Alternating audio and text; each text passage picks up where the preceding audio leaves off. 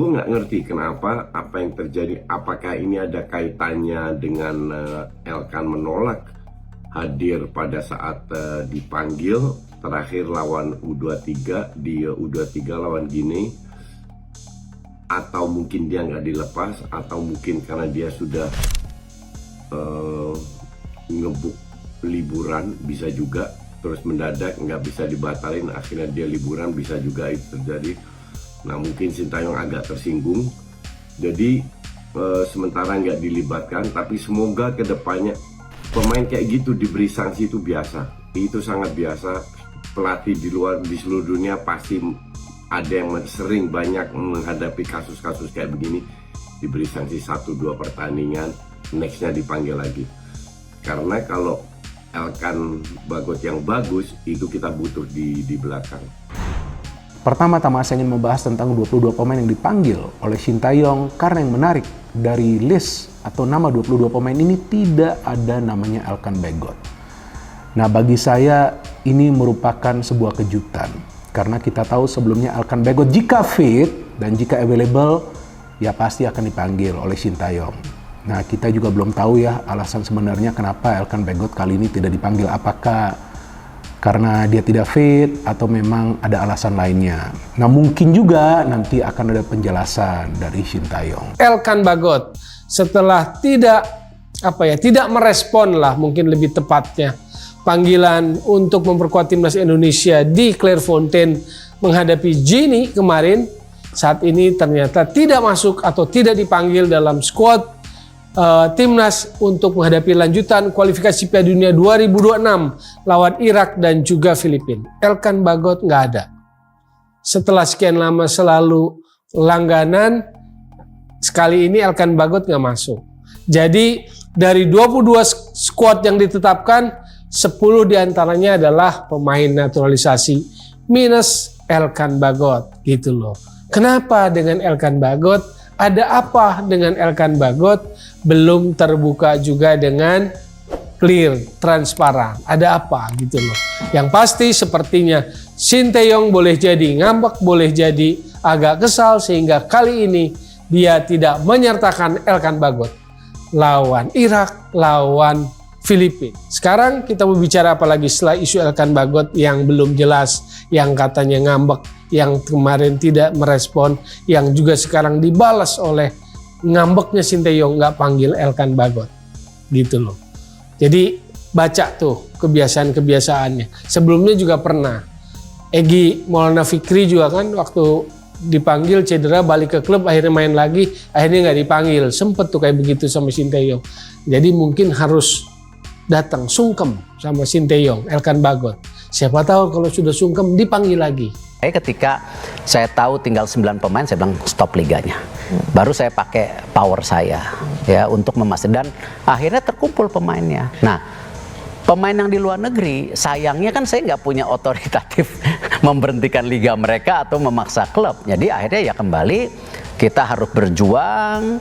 Ivar, Rafael, Marcelino dilepas klubnya, klub-klub Indonesia juga melepas pemainnya, kita punya tim. Oke. Lalu kita berjeripayah untuk Justin, akhirnya dilepas. Nah, Elkan memang tidak dilepas sama klubnya, ya. Tetapi apakah terakhir waktu kita playoff dia memutuskan untuk tentu melakukan kegiatan lain, ya itu saya tidak bisa komen karena itu kan hak pribadi, ya saya rasa. Tapi gini, saya masih yakin nasionalisme di anak-anak ini ada kok. Ya. Dia bilang kayak gini, kurang lebih kutipannya kayak gini. Dengan banyaknya naturalisasi itu mempersempit pemain asli Indonesianya. Jadi ketika pemain naturalisasi banyak yang didatangkan dari Eropa, nanti otomatis pemain yang ada di lokalnya itu di Indonesianya yang dari Liga 1 ini peluang untuk masuk ke timnas itu agak sempit.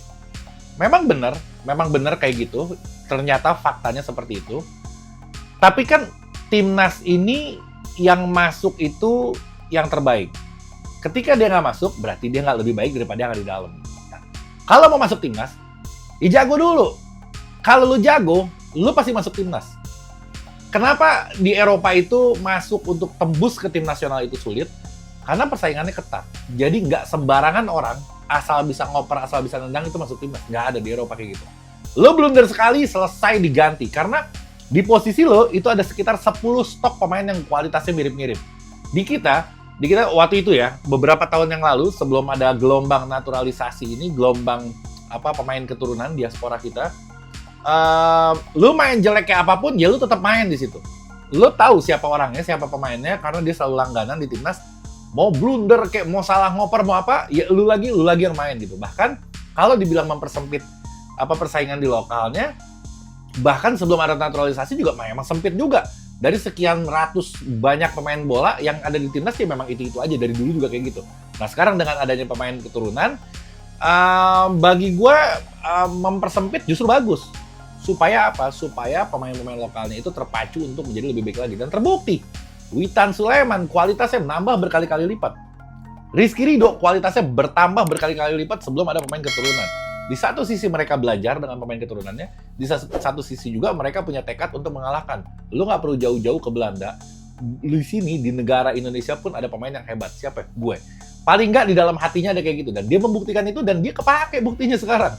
Ada pemain naturalisasi pun, ada pemain keturunan pun, mereka tetap main. Bayangin, berarti apa? Berarti kualitasnya bagus. Nah, yang mau masuk timnas, yang kualitasnya bagus. Jangan, kalau nggak bagus ya udah jangan ngarep masuk timnas. Di mana-mana kayak gitu, bukan cuma di Indonesia, di Italia, di Belanda, di Brazil, di mana-mana. Sebelum lebih lanjut, jangan lupa klik tombol jempolnya, karena jempol kalian adalah bukti kalian cinta timnas Indonesia.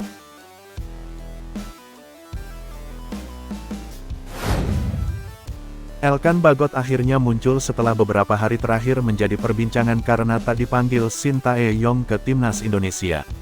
Elkan Bagot tak masuk 22 nama yang dipanggil Sintayong ke timnas Indonesia untuk menghadapi pertandingan kualifikasi Piala Dunia 2026 zona Asia. Muncul desas-desus bahwa Sintayong kecewa dengan sikap Elkan Bagot yang tidak merespons panggilan timnas Indonesia U23 ketika berlaga di playoff Olimpiade kontra Gini. Namun, Ketua Badan Tim Nasional BTN PSSI Sumarji menyampaikan bahwa pemanggilan pemain berdasarkan kebutuhan tim. Dalam hal ini, tidak dipanggilnya pemain Ipswich Town itu merupakan keputusan dari Sintayong.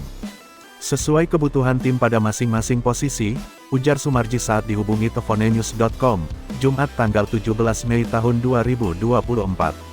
Sekian lama menghilang, Elkan Bagot akhirnya muncul. Dia mengomentari unggahan Instagram rekannya di Timnas Indonesia, yakni Jordi Amat yang baru saja bermain untuk klubnya, JDT. Amigo, tulis Elkan Bagot singkat di unggahan Instagram Jordi Amat dikutip pada Minggu, tanggal 19 Mei tahun 2024. Ketua Umum PSSI, Erick Thohir, berbicara mengenai Elkan Bagot yang tak datang membela Timnas U23 Indonesia kala melawan Gini dalam playoff Olimpiade 2024. Elkan Bagot sempat menjadi sorotan publik pencinta sepak bola tanah air setelah disebut tak memberikan respons atas pemanggilan ke Timnas Indonesia dalam playoff Olimpiade 2024. Padahal, Timnas U23 Indonesia tengah membutuhkan amunisi tambahan guna menghadapi Gini demi meraih tiket Olimpiade 2024. Walau demikian, Erick Thohir menegaskan, dirinya tidak mau untuk memberikan penghakiman terhadap Elkan Bagot yang disebut tak nasionalis oleh netizen Indonesia. Menurut Erick Thohir, tidak mudah untuk memanggil pemain yang berkarir di luar negeri saat sebuah turnamen tak masuk kalender FIFA. Elkan memang tidak ikut mentas bersama Timnas U23 Indonesia di Piala Asia U23 2024 karena tak mendapatkan izin dari klubnya, Bristol Rovers. Saya tidak bisa menghakimi seperti itu, saya selalu katakan kalender-kalender itu penting, tak bisa dadakan, ucap Erick Thohir dalam program, Rossi, di Kompas TV pada Kamis tanggal 16 Mei tahun 2024. Jika dilihat persiapan Timnas U23 dan kondisi tim saat Piala Asia U23 2024 ini memang tak masuk kalender FIFA, katanya lagi. Pria yang juga menjabat sebagai Menteri BUMN itu menjelaskan, dirinya tak mempunyai otoritas untuk mengatur penjadwalan kompetisi di luar Indonesia. Erick Thohir mencontohkan saat di Liga Indonesia, dirinya bisa memberhentikan kompetisi demi kepentingan Timnas U23 Indonesia. Nah, pemain yang di luar negeri saya tidak mempunyai otoritas memberhentikan liga atau memaksa klub, kata dia. Jadi, harus berjuang dengan Ivar Jenner, Rafael Struijk, Marcelino, lalu ada kesepakatan dengan klub Indonesia dan susah payah untuk Justin Hubner, tutur dia. Lebih lanjut, Erick Thohir mengungkapkan bahwa dirinya merasa yakin sikap nasionalisme Elkan Bagot masih ada, kendati tak memenuhi pemanggilan timnas Indonesia dalam playoff Olimpiade 2024. Elkan Bagot memang tak dilepas klub, tetapi apakah terakhir waktu playoff dia memutuskan untuk kegiatan lain? Saya tak bisa komentar karena itu hak pribadi, tetapi gini, saya yakin nasionalisme masih ada, ucapnya.